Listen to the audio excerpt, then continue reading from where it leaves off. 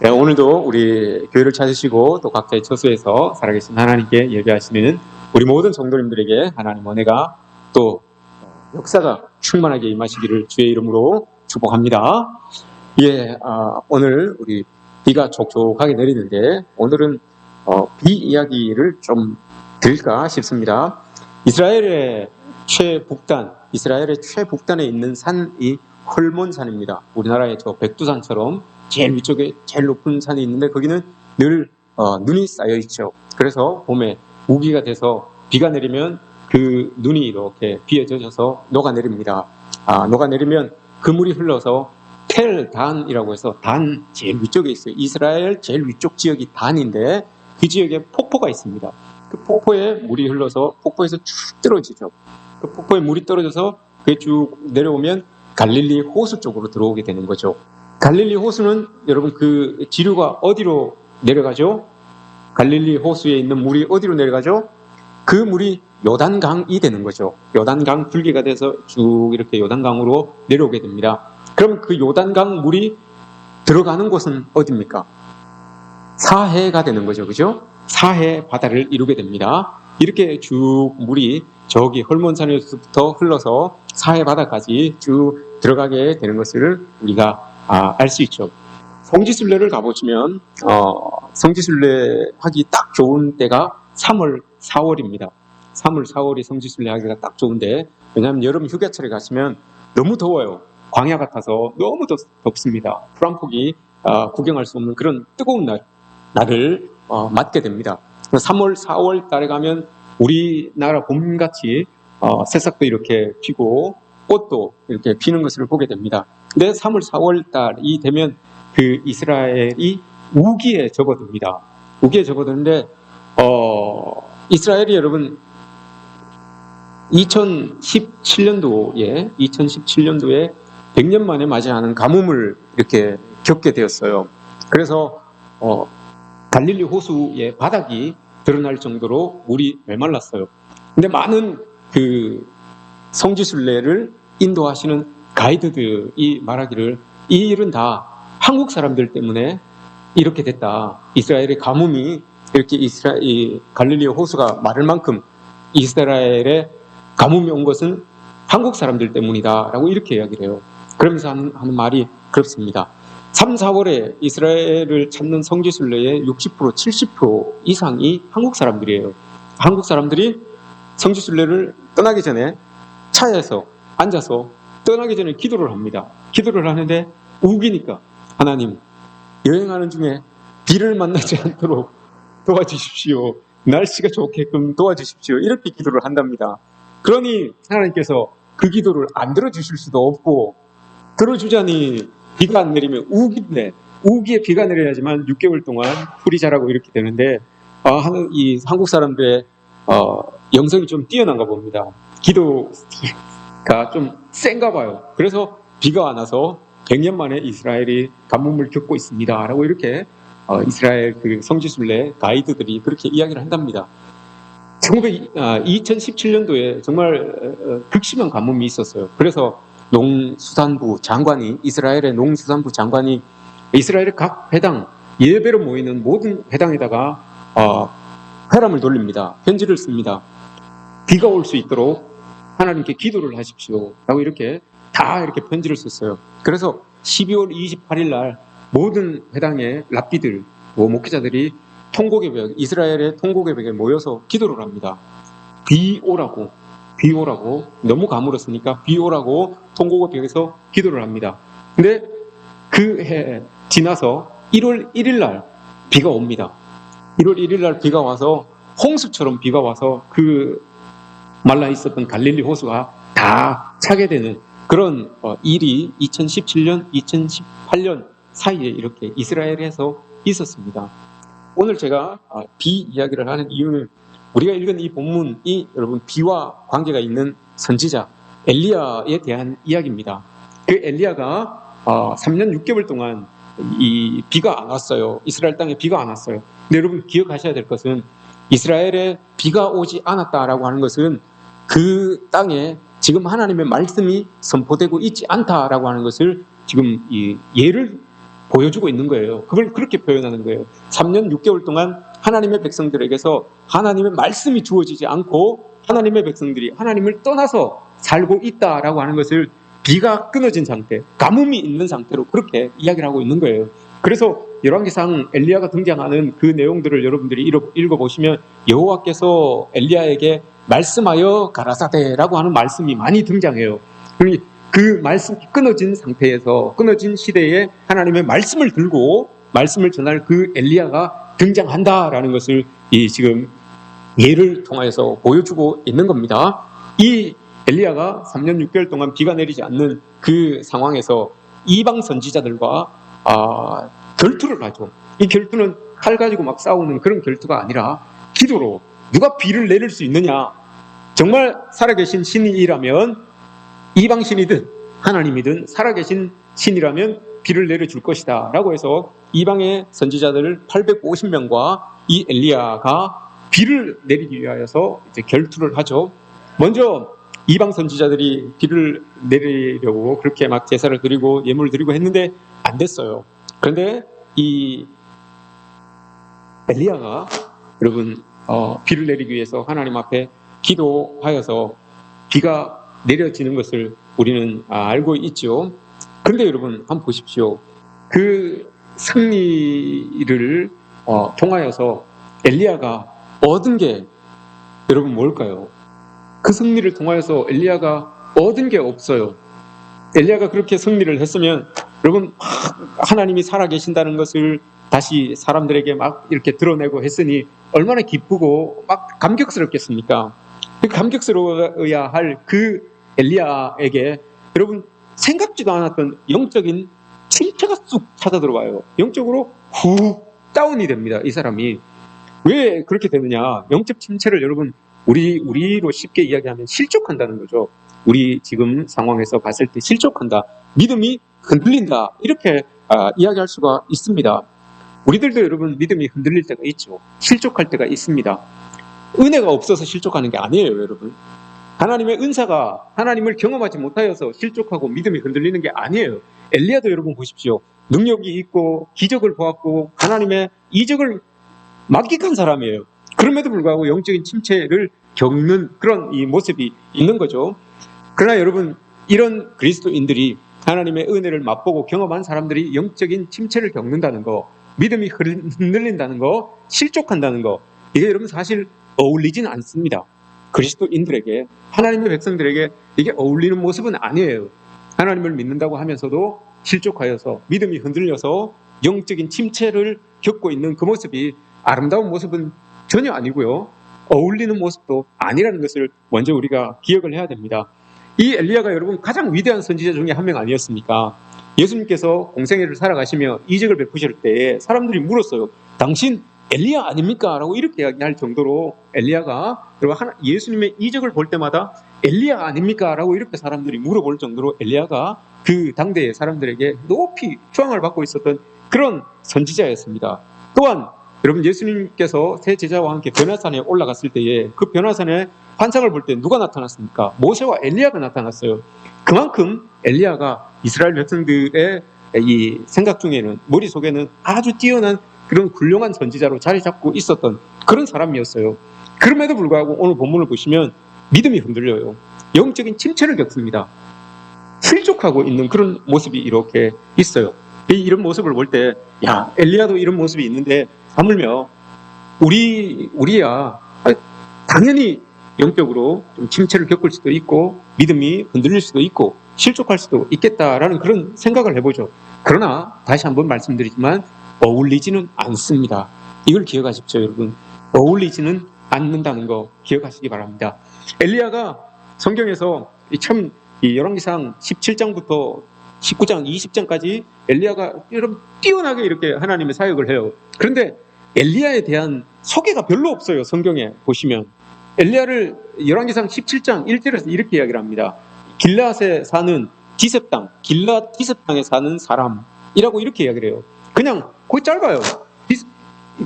길앗에 사는 디셉 사람 엘리야에게 하나님의 말씀이 임하시니라고 이렇게만 소개하고 넘어가요. 여러분 길앗이 여러분 어디입니까? 길앗은 제가 좀 전에 말씀드렸죠. 이스라엘을 이렇게 쭉 그 물줄기를 따라서 쭉 반으로 나누면 요단 서편이 가나안 땅이죠. 하나님께서 예비해 놓으신 그 가나안 땅이 요단 서편이에요.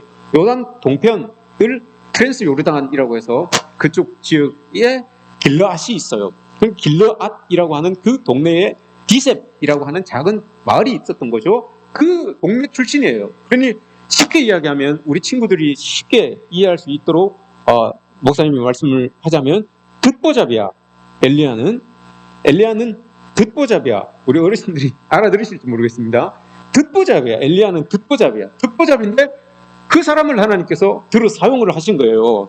들어 사용을 하셨는데 이 사람을 야고보 선지자가 야고보 5장 17절에 보시면 이렇게 이야기를 하죠. 엘리야는 우리와 같은 성정을 가진 사람인데 그가 비 오지 않기를 기도하였더니 3년 6개월 동안 하늘이 닫혀 비가 내리지 아니하고 라고 이렇게 이야기를 했어요. 성정이 똑같은 사람이에요. 우리하고. 하나님이 막 그 손에서 막 불이 나가게 하고 이런 사람이 아니에요.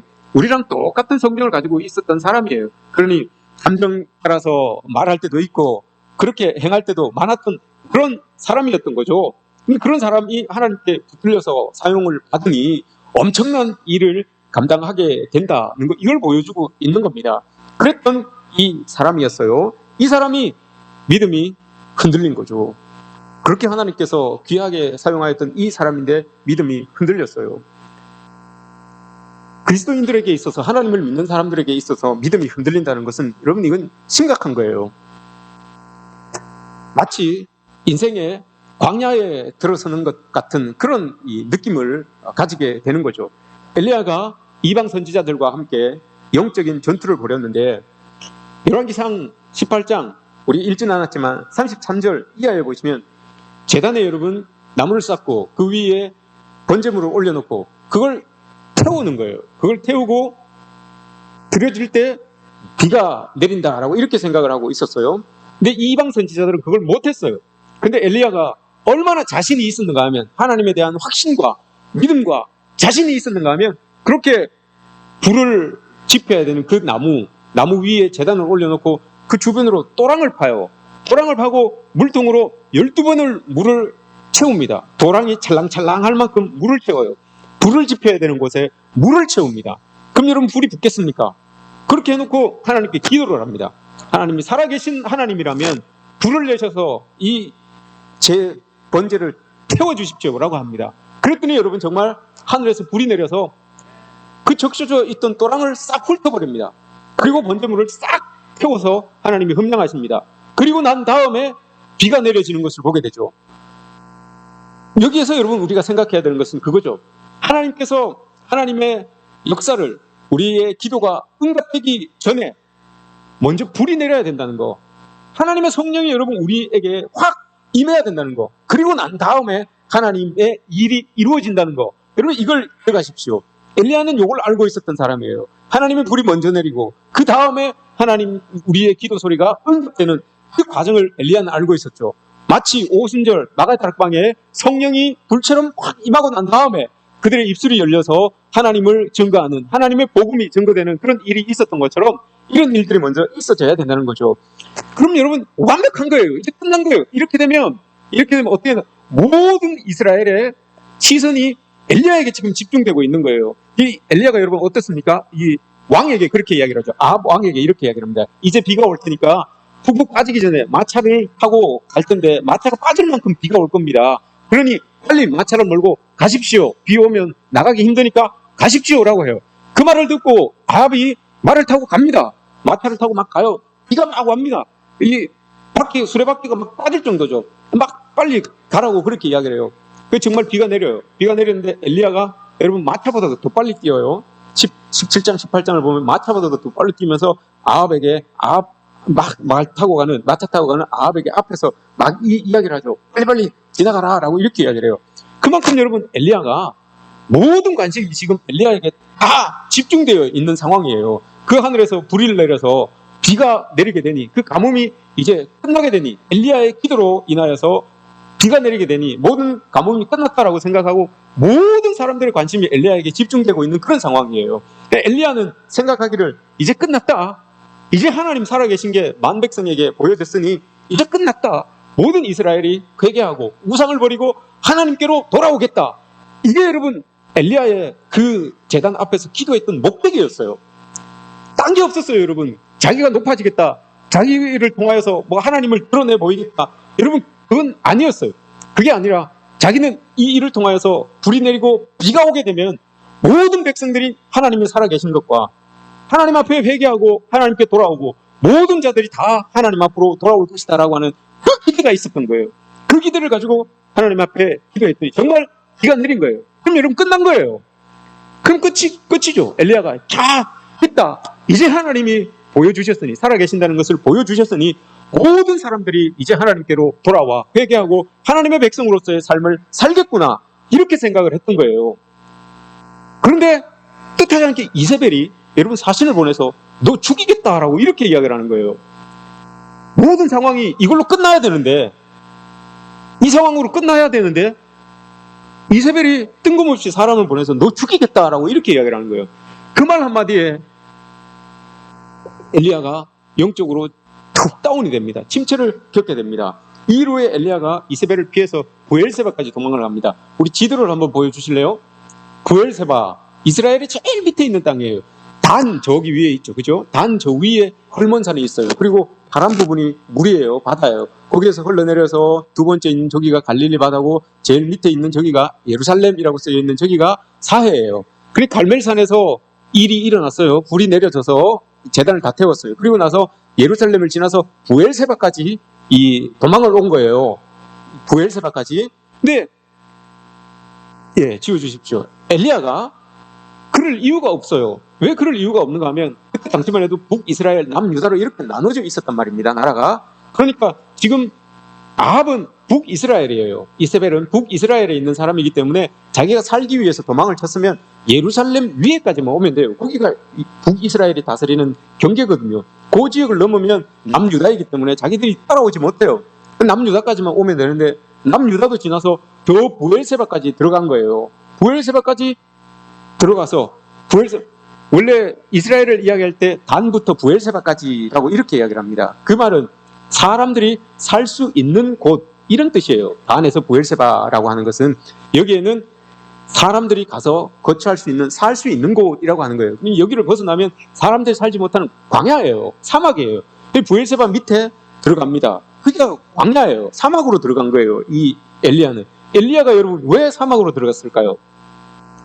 당시 사람들은 이렇게 생각했어요. 사막에는 하나님이 없다라고 생각했어요. 하나님의 눈길이 미치지 않는다라고 이렇게 생각을 했어요. 그래서 엘리야가 하나님의 눈을 피하여서 하나님 여기까지는 못 오시겠지 해서 그래서 사막까지 내려간 거예요. 사막 내려가서도 하루길을 더 들어갔어요. 사막 저 안쪽으로 들어갔어요. 왜 여러분 엘리야가 이걸 이제 우리가 봐야 되는 거죠. 왜 엘리야가 사막으로 들어가서 하나님의 눈길이 여기는 못 미치겠지 이런 마음을 가지고 사막으로 들어갔을까요? 그 이유는 엘리야가 여러분 아주 단순합니다. 엘리야가 하나님께 삐졌어요. 하나님 보기 싫다는 거예요. 엘리야가 하나님께 삐졌어요. 이게 참 영적인 이 거장이 하나님께 삐졌어요. 왜 여러분 하나님께 삐졌을까요? 이 사람이 하나님께 받은 게 엄청나게 많아요. 능력도 받았고 기적도 받았고 이적도 본 사람이에요. 그러니 늘 자기 하나님이 자기 편에 있는 것처럼 그렇게 느꼈던 사람이 이 엘리야였단 말입니다. 근데 이 엘리야가 여러분 그렇게 큰 일을 행하였으면 하늘에서부터 불이 내려와서 제단을 싹 훑고 비가 왔으면 거기서 끝나야 되는데 왜 안 끝나냐 이 말이에요. 왜 안 끝나냐 이 말이에요. 여기까지 하나님 이렇게까지 했는데 내가 이렇게까지 열심히 했는데 여기서 끝나야 되는 거 아닙니까? 근데 왜 안 끝납니까? 하나님이 능력이 없는 것도 아니고 거의 2%만 좀 더 해주셨으면 이거 끝날 수 있었는데 왜 하나님 그 2%를 안 채워주셨습니까? 이 말이에요. 이것 때문에 마음이 상한 거예요.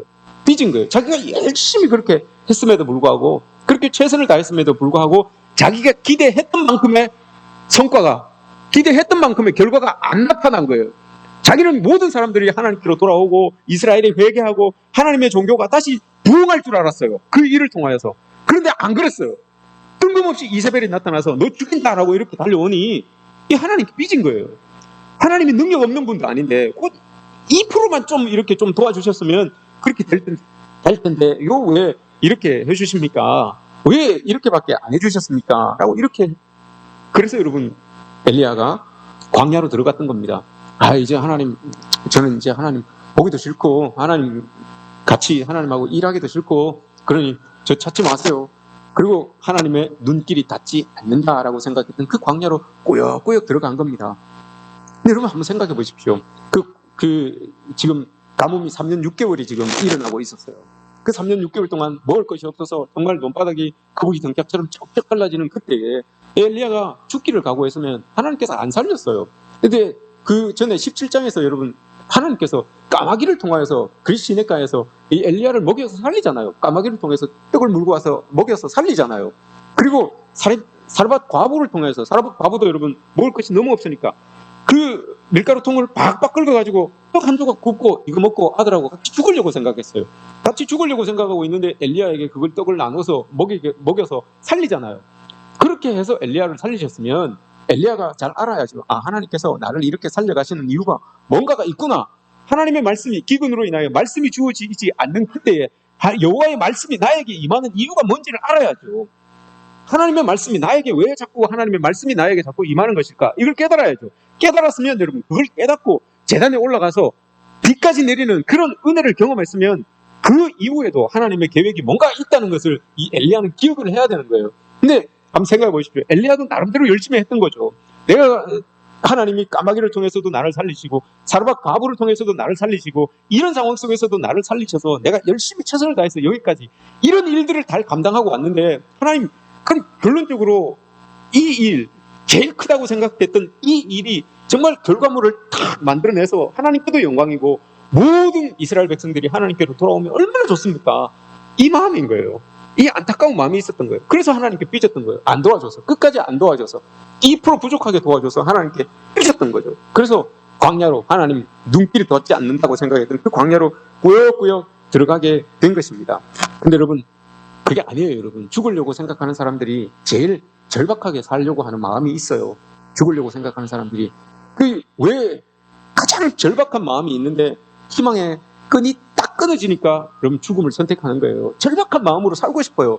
하나라도 잡을 끈이 있으면 살고 싶은 마음이 다 있어요. 그런데 그 끈이 없기 때문에 희망의 끈이 딱 끊어지기 때문에 극단의 선택을 하는 것이 되겠죠.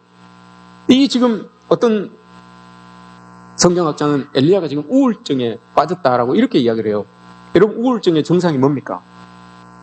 우울하죠. 뭐 있습니까? 우울증이 증상인데 우울하지 뭐가 딴 게 있겠습니까? 우울하지. 우울증에 걸렸다라고 해요. 믿음이 여러분 흔들리기 시작하면 그리스도인들이 믿음이 흔들리기 시작하면 이게 어울리지 않는다는 게 이거예요. 여러분 그리스도인들 하나님은 여러분 우리에게 기쁨의 하나님, 즐거움의 하나님, 화해와 화평의 하나님인데 이 믿음이 흔들리기 시작하면 우리가 왠지 모르게 여러분 우울해져요. 사람들이 왠지 모르게 여러분 침체되어 있는 그런 모습들이 보여져요. 그래서 여러분 이게 어울리지 않는다는 거예요. 하나님의 사람들은 하나님 주신 그런 기쁨에 충만하여서 사랑과 희락과 화평과 이런 것들이 우리의 삶 가운데 있어야 되는데 이게 없어진다는 거죠. 이게 우울인 거예요. 엘리야가 지금 우울 비슷한 것에 빠져 있었어요. C.S. 루이스라는 분이 여러분 순전한 기독교라고 하는 책에 기독교인의 생명력에 대해서 이렇게 이야기를 합니다. 살아있는 몸은 죽은 몸과 달리 상처를 입을 때 어느 정도까지 자신을 치유할 수 있습니다. 몸이 살아있다는 것은 절대 상처를 입지 않는다는 뜻이 아니라 어느 한도까지는 스스로 회복할 수 있다는 것입니다. 마찬가지로 그리스도인이란 절대 잘못을 저지르지 않는 사람이 아니라 넘어질 때마다 회개하고 다시 일어나 몇 번이고 새롭게 시작할 수 있는 사람이다 라는 의미입니다. 이렇게 이야기를 합니다. 여러분 우리가 그리스도인이라는 것은 그리스도인의 생명력은 우리들이 여러분 완전하기 때문이 아닙니다. 넘어져도 다시 일어나서 하나님 앞에 나갈 수 있기 때문에 이게 그리스도인으로서의 생명력이 있다라고 하는 것이지 완벽하고 완전한 그런 모습이 우리에게 있어서 우리가 그리스도인이다라고 이렇게 말하는 것은 아니에요. 침체가 여러분 찾아옵니다. 우울이 지금 찾아옵니다. 왜냐? 무언가 또 문제가 있든지 상처를 받았든지 어떤 동기가 분명히 있어요. 엘리야에게도 동기가 있었잖아요.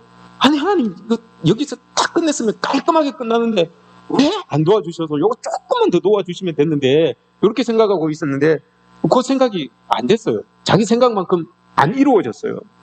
분명히 여러분 침체가 오는 동기가 있어요. 영적으로 여러분 우리가 흔들리는 동기가 있습니다. 상처를 받았든지 무슨 동기가 분명히 있다는 거죠.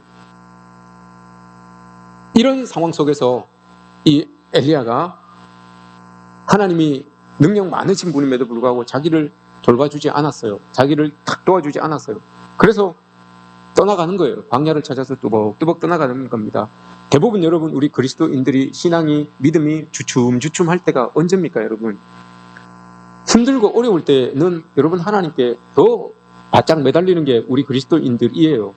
근데 주춤주춤 신앙이 주춤주춤하고 믿음이 여러분 흔들흔들 할 때는 하나님께 삐졌어요. 아니면 사람에게 삐졌어요. 그래서 그런 거예요. 아니면 둘 다에게 삐졌든지 사람에게 삐졌든지 하나님께 삐졌든지 아니면 둘 다에게 삐졌든지 그래서 여러분 그런 거예요. 아주 단순해요. 우리의 신앙은 참 단순해요. 내가 원하는데 하나님이 안 해주시니까 삐지는 거예요.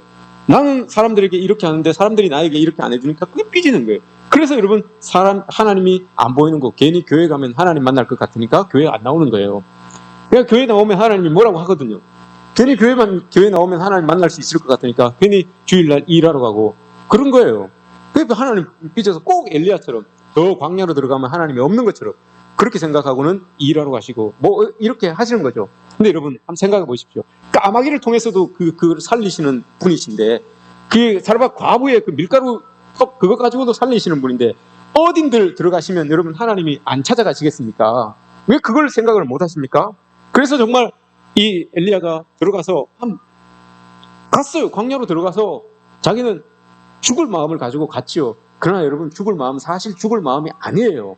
사실 죽고 싶은 마음 진심이 아니었어요. 엘리야는 진심이었으면 자기가 이세벨 앞에서 죽어야지 그 광야까지 뭐하러 들어갑니까? 죽으려고 마음을 먹었으면 이세벨 앞에서 당당하게 그렇게 죽었으면 아주 깔끔하죠. 좋죠. 그러나 죽고 싶은 마음이 없었어요. 하나님 앞에 삐졌으니까 광야 들어가서도 하나님께 중얼중얼 이야기를 해요. 하나님 이제 뭐 나는 다 됐으니까 나는 뭐 우리 조상들보다도 하나님이 그렇게 은혜를 입혀주시고 그렇게 이적을 베푸시고 그렇게 기적을 많이 베푼 나를 통하여서 그렇게 이적을 베푼 사람인데도 불구하고 뭐라고 합니까? 4절 말씀에서 내 조상들보다 낫지 못합니다. 아유 내 조상들보다 생각했을 때 뭐 아무것도 아닌데 뭐 빨리 제 생명을 데려가십시오 라고 이렇게 이야기를 하는 거예요. 이건 진심이 아니에요. 하나님 들으라고 내가 삐졌으니까 하나님 알아서 하십시오 라고 이렇게 지금 중얼중얼하고 지금 넋두리를 하고 있는 거죠. 그러면서 자기가 죽기를 원했으면 그냥 광야에 그냥 나동굴에 있으면 되지 뭐하러 또 로뎀나무 밑에까지 슬슬 기들어갑니까? 그 로뎀나무가 여러분 우리가 생각하기에 그렇게 큰 나무도 아니에요. 로뎀나무 사진을 한번 보여주십시오. 로뎀나무가 여러분 이런 거예요. 쌀이나무과 1년생 쌀이나무과 나무예요. 저 지금 풀 같잖아요. 저기에 지금 자기 머리를 들이밀고 그 그늘을 만들어서 피하고 싶은 마음이 있으니까 저기다가 머리를 들이민 거 아닙니까? 죽고 싶은 사람이 저기다가 뭐하러 저렇게 그죠? 들어가서 저 광야까지 들어가서 그 광야에 들어가서 저 조그만한 그 풀 밑에 자기 몸을 이렇게 숨기면서까지 하나님께 이야기할 이유가 없어요. 죽고 싶으면 저렇게 하지 않아요, 여러분. 그죠? 살고 싶으니까 하나님께 삐있으니까 하나님 이렇게라도 자기를 알아달라는 거예요. 좀 알아주세요. 내가 이 머리를 이렇게 그러면서 거기에서 아마 한 며칠 있었으면 아유 못 참겠다 그러면서 아마 자기 동네로 다시 올라가지 않았을까요? 아유 뭐 하나님 허지부지하게 그냥 다시 아마 올라갔을 거예요. 제 같은 거면 저는 이렇게 성경을 이렇게 묵상하면서 하나님께서 조금만 더 기다려보시고 한 3일 더 기다려보시면 아마 엘리야가 지가 지쳐서 지풀에 지쳐서 다시 돌아가지 않았을까 이런 생각을 해보는데 이렇게 저 혼자 미소 지으면서 이렇게 한번 묵상을 한번 해봅니다. 근데 하나님은 여러분 하나님이에요. 그래도 하나님이 쓰시고자 하시는 사람이기 때문에 당장 찾아가세요. 당장 찾아가셔서 그럼 그 풀숲에 머리를 툭 뒤밀고 있는 그 엘리야에게 천사를 보내십니다. 천사를 보내셔서 물과 먹을 것을 이렇게 갖다 줘요. 자기는 삐져가지고 이렇게 누워있는데 잔다고 이렇게 누워있는데 천사가 가가지고 발로 툭툭 차는 거죠. 툭툭 차면서 야 일어나 너 뭐하고 있어 선지자가 말이야 임마 기도해야지 금식해 이렇게 하지 않고 가서 떡을 탁 갖다 줘요. 그리고 먹을 것을 이렇게 갖다 줍니다. 또 그걸 죽기를 각오했으면 그걸 왜 먹습니까?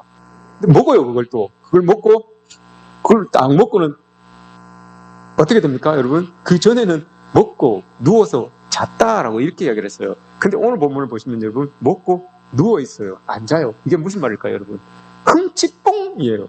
뒤로 돌아가지고 하나님께 먹을 건 다 먹고 마실 건 다 마시고 그래도 아직 마음이 안 풀린 거예요. 하나님 그러니까 등 돌리고 하나님 알아서 하세요. 칫 이렇게 하면서 더 돌아서 있는 거예요. 하나님께서 어루만져 주시잖아요.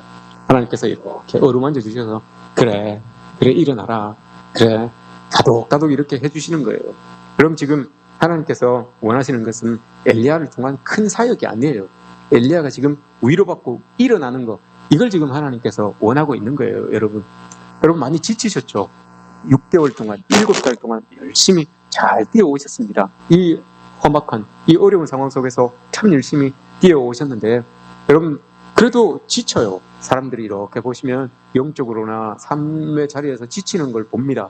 그럼 여러분 그런 사람들이 이렇게 보일 때 야 발로 툭툭 차면서 야 하나님 믿는 사람들이 하나님 믿는다는 사람이 말이야 일어나 기도해. 기도 안 하니까 그러지. 예배 안 드리니까 그러지. 이렇게 하지 마시고 그럴 수 있다. 예, 오늘 하나님께서 엘리야를 다독여 주시는 것처럼 여러분 이렇게 톡톡 다독여 줄 수 있는 그런 우리들이 되어야 되는 거죠. 그렇게 여러분 우리를 통하여서 위로가 이렇게 전달돼야 되는 거죠. 그렇게 하나님이 이렇게 위로해 주시니까 오늘 19장 8절에서 다시 먹고 일어나서 40일을 갑니다. 40일을 밤낮으로 가서 하나님의 산 호렙산에 딱 도착하게 됩니다. 이게 여러분 하나님께서 우리를 이끄시는 방법입니다. 때로는 하나님께서 원할 때도 있고 때로는 믿음의 우리 동지들에게 믿음의 우리 사람들에게 마음이 상할 때도 있어요. 그러나 여러분 흥치뽕 하고 그냥 있으면 돼요. 그냥 그렇게 하고 있으면 하나님이 이렇게 오셔서 어루만져 주세요. 어루만져 주시고 그렇게 다시 힘을 얻어서 우리로 갈 길을 오늘 말씀에서 여러분 뭐라고 그럽니까? 7절 말씀에서 어루만져 주시는 이유가 먹을 것을 주시는 이유가 7절 말씀에서 이렇게 이야기를 하죠. 일어나 먹으라. 네가 갈 길을 다 가지 못할까 하노라. 하나님께서 여러분 우리에게 가야 될 그 길을 보여주셨어요. 우리 모두에게 여러분 다 갈 길이 있어요. 도착해야 될 그 길이 있어요. 그런데 여러분 실족하여서 믿음이 흔들려서 넘어져서 그 길을 다 가지 못한다면 하나님이 여러분 얼마나 아프고 힘들어 하시겠습니까? 그래서 여러분들을 어루만져 주시고 먹을 것을 주시고 다시 일으켜서 함께 힘을 실어 주셔서 그 갈 길을 다 가게 만드시는 분이 하나님이라는 것을 여러분 우리가 기억했으면 좋겠습니다. 우리의 영적 침체가 하루아침에 여러분 이루어지는 게 아니에요. 아마 이 엘리야도 자기가 하나님께 받은 그 사명을 가지고 열심히 살았을 거예요. 근데 열심히 살면서도 하다 보면 100% 다 했는데 1%씩 좀 마음에 안 드는 것들이 이렇게 쌓여갈 수 있어요. 조금씩 쌓여갈 수 있어요. 눈이 여러분 많이 이렇게 내리면 가지가 뚝 부러지기도 하고 지붕이 무너져 내리기도 하죠. 근데 그게 한 번에 딱 무너지는 게 아니라 계속 쌓였는데 마지막 그 1mm가 톡 올려짐으로 인해서 가지가 부러지고 지붕이 무너져 내리는 것을 보게 되죠. 영적 침체도 믿음이 흔들리는 것도 이런 겁니다, 여러분. 쌓이다가 마지막으로 뭔가가 하나 탁 내려앉았을 때 와르르 무너지게 되는 그런 이 모습이 우리에게 나오는 거죠. 이 사람도 엘리야도 마찬가지였을 거예요. 그러나 여러분 하나님께서 그 모습을 아시고 위로를 주잖아요. 어루만져 주시잖아요. 그래서 이렇게 세우셔서 다시 하나님의 산 호렙까지 가게 만드시는 그런 하나님의 방법이 여기에 있다는 것, 이 광야에서 만났다는 것을 여러분 우리가 기억했으면 좋겠습니다. 어느 수도원 원장님께서 여러분 수도원 생도들에게 낸 질문입니다. 여러분 이 그림을 한번 보십시오. 수도원 원장님께서 이렇게 쭉 줄을 하나 쭉 그었어요. 그리고 생도들에게 이렇게 이야기를 했습니다. 저 선에 손을 대지 말고 저 선을 짧고 얇게 만들어 보십시오 라고 이렇게 이야기를 했어요. 저 선에다가 손을 대지 말고, 여러분 한번 연필 있는 분들 한번 해보십시오. 저 선에다가 손을 대지 말고 내가 지금 이 그린 이 선보다 짧고 가늘게 한번 만들어 볼 수 있겠습니까? 저 선에 손을 대지 말고 저 선을 짧고 가늘게 한번 만들어 보십시오. 어떻게 할 수 있겠습니까? 수도원 원장님이 낸 문제입니다. 답이 뭘까요? 보여줄까요? 이렇게 하면 됩니다. 그 밑에다가 굵고 긴 선을 그으면 됩니다. 그러면 손 안 됐잖아요. 그죠? 그걸 이야기하면서 한다는 말이 그거예요. 여러분, 우리에게 주어진 문제에 너무 집착하지 마십시오. 그러면 답이 보이지 않습니다. 이렇게 이야기를 했어요. 그러면서 눈을 들어서 하늘을 보십시오. 그러면 넓고 굵은 줄이 있습니다. 그 줄을 잡으십시오. 이렇게 말씀을 했답니다. 여러분, 힘들고 어려운 상황에 너무 몰입하지 마십시오. 그러면 그 줄이 점점 더 가늘어 보입니다. 그러나 눈을 들어서 하늘을 보십시오. 그러면 굵은 긴 줄이 여러분 하늘과 연결되어 있는 것을 보게 될 겁니다. 그 줄을 잡고 우리가 살아가야 되는 것 아니겠습니까? 여러분, 광야, 지금 3년 6개월이 비가 오지 않아서 지금 이 이스라엘은 광야가 되어버렸어요. 다 광야가 되어버렸어요. 근데 이게 뜻이 있다고 했죠. 광야가 여러분 뭐라고 했습니까? 히브리어로 미드바르라고 했습니다. 그 어원을 같이 하는 말이 뭐라고 했습니까? 다바르라고 했습니다. 말씀, 하나님의 말씀. 그 광야는 하나님의 말씀 붙들고 살아가야 되는 거예요. 저 굵고 긴 줄이 하나님의 말씀인 거예요. 하나님으로부터 오는 그 말씀. 이 말씀을 붙들고 그 광야, 3년 6개월 동안 주어지는 그 광야의 생활을 하나님의 말씀 붙들고 그 광야를 지나갈 수 있다라는 것을 이 말씀이 우리에게 말씀해 주고 있는 겁니다. 여러분, 우리에게도 주어지는 그 영적인 광야, 이 광야, 하나님의 말씀 붙들고 하나님께서 원하시는 그곳까지 걸어갈 수 있는 저와 여러분들이 되었으면 좋겠습니다. 서로 모두가 다 함께 그 하나님께서 내려주신 그 줄을 잡고 하나님이 원하시는 그곳까지 함께 동행할 수 있는 저와 여러분들이 되시기를 주님의 이름으로 축복합니다. 기도하겠습니다. 오늘은 저희들이 기도할 때 서로 6개월 동안 7개월 동안 참 힘들었습니다. 여러분 참 어려웠지요. 그러면서 서로를 위로해주는 찬양을 하겠습니다. 우리 모두가 여러분 다 갈 길이 있어요. 저기까지 갈 길이 있습니다. 그러나 그 갈 길을 다 가지 못하고 지쳐있고 힘들어하는 사람들이 있지요. 그들을 향하여서 여러분 오늘 이 찬양을 담아서 함께 위로해주는 하나님의 위로가 엘리야를 이렇게 품어주셨던 것처럼 우리 하늘의 위로가 오늘 여러분들을 이렇게 품기를 원합니다. 오늘 이 찬양 한번 찬양 드리도록 하겠습니다.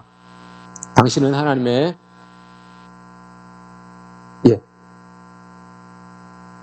우리 함께 서로 이 찬양을 함께 우리 모두가 다 가야 되는 길이 있습니다. 그기까지 하나님이 원하시는 거기까지 가야 되는데 지쳐서 못 가고 있든지 넘어져서 못 가고 있든지 쓰러져서 못 가고 있는 우리 형제 또 믿음의 자매들이 있다면 여러분들이 축복해 주시기 바랍니다. 여러분들이 힘을 실어 주시기 바랍니다. 하늘의 위로가 엘리야에게 임하였던 것처럼 우리 모두의 위로가 서로에게 임하여서 하나님께서 또 함께 하여 주심으로 말미암아 하나님 원하시는 그곳까지 함께 걸어갈 수 있는 우리들이 되었으면 좋겠습니다. 우리 서로 옆 사람에게 우리 이렇게 축복하면서 위로하겠습니다. 당신은 하나님의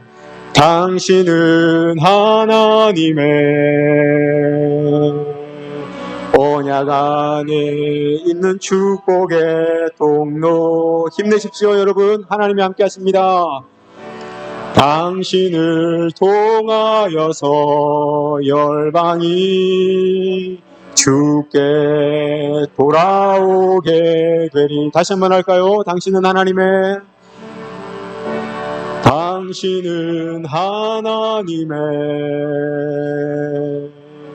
언약 안에 있는 축복의 통로. 당신을 통하여서 열방이 주께 예배하게 되리. 이제 우리 그 내민 손을 옆 사람하고 한번 꼭 잡아보십시오. 코로나의 위험이 있지만 꼭 씻으시기 바랍니다. 소독하시기 바랍니다. 나가실 때 소독하시기 바랍니다. 손 꼭 잡으시고 우리 조용히 눈을 감으시고 반주에 맞춰서 우리 함께 기도하도록 하겠습니다. 하나님, 내가 손 잡은 이 영혼을 통하여서 하나님의 나라가 임하기를 원합니다. 이 영혼의 믿음의 삶의 자리가 위태하지 않고 어렵지 않고 믿음의 침체를 겪지 않도록 하나님이 도와주십시오. 우리 마음을 담아서 서로 옆 사람을 위해서 기도하는 시간을 가지도록 하겠습니다. 조용히 묵상으로 기도합니다.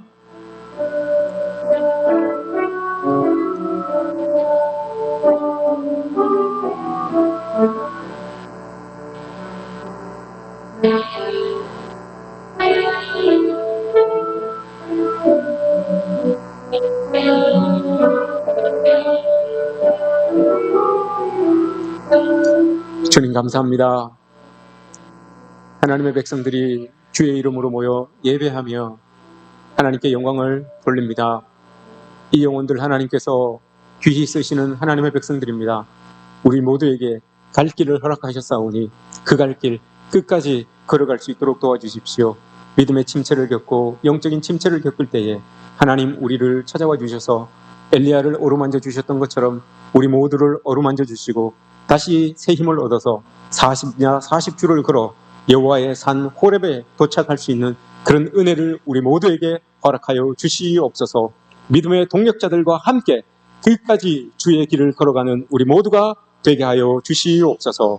감사드리며 예수님의 이름으로 기도드립니다. 아멘. 우리 모두 자리에서 일어나셔서 결단의 찬양 드리겠습니다.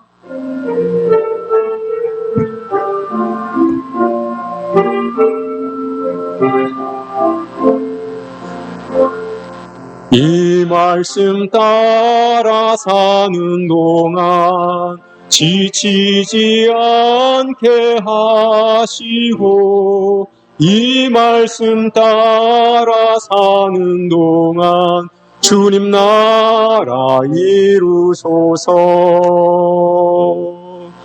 구주 예수 그리스도의 은혜와 아버지 하나님의 사랑하심과 보혜사 성령님의 이끄시고 인도하시고 보호하심이 우리의 갈 길 다 가도록 우리 주님과 함께 끝까지 믿음의 길을 걷기를 원하는 우리 모든 성도들 삶 가운데 그들의 가정과 자녀들 위해 우리 교회 위에 지금부터 영원토록 함께 하시기를 간절히 축원하옵나이다. 아멘.